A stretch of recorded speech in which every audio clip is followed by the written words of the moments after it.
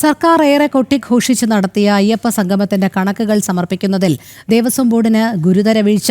45 ദിവസത്തിനുള്ളിൽ കണക്ക് സ്പെഷ്യൽ കമ്മീഷണർക്ക് നൽകണമെന്ന് ഹൈക്കോടതി കർശന നിർദ്ദേശം നൽകിയെങ്കിലും അത് പാലിക്കാനായിട്ടില്ല. കണക്ക് സമർപ്പിക്കുന്നതിന് 2 മാസം കൂടി സാവകാശം ചോദിച്ചിരിക്കുകയാണ് ദേവസ്വം ബോർഡ്.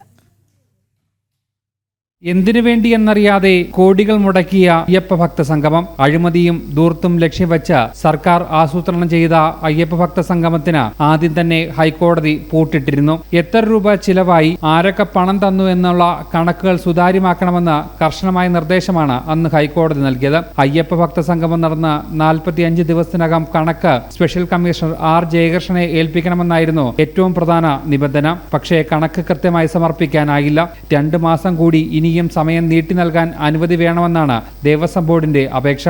എന്നാൽ ഈ വിഷയത്തിൽ ഹൈക്കോടതി എന്ത് നിലപാട് സ്വീകരിക്കുമെന്നാണ് ഇനി അറിയേണ്ടത്. വലിയ ധൂർത്തായിരുന്നു അയ്യപ്പ ഭക്ത സംഗമം. സ്റ്റാർ പദവിയുള്ള ഹോട്ടലുകളായിരുന്നു അതിഥികൾക്കായി ഒരുക്കിയിരുന്നത്. ശീതീകരിച്ച പടുകൂറ്റൻ ജർമ്മൻ പന്തൽ, വിഭവസമൃദ്ധമായ ഭക്ഷണം, അങ്ങനെ സൗകര്യം അനേകമുണ്ടായിരുന്നുവെങ്കിലും പരിപാടിക്കായി ക്ഷണിച്ച പലരും എത്തിയില്ല. ആളില്ല കസേര നോക്കിയായിരുന്നു മുഖ്യമന്ത്രി പിണറായി വിജയൻ ഉദ്ഘാടന പ്രസംഗം നടത്തേണ്ടി വന്നത്.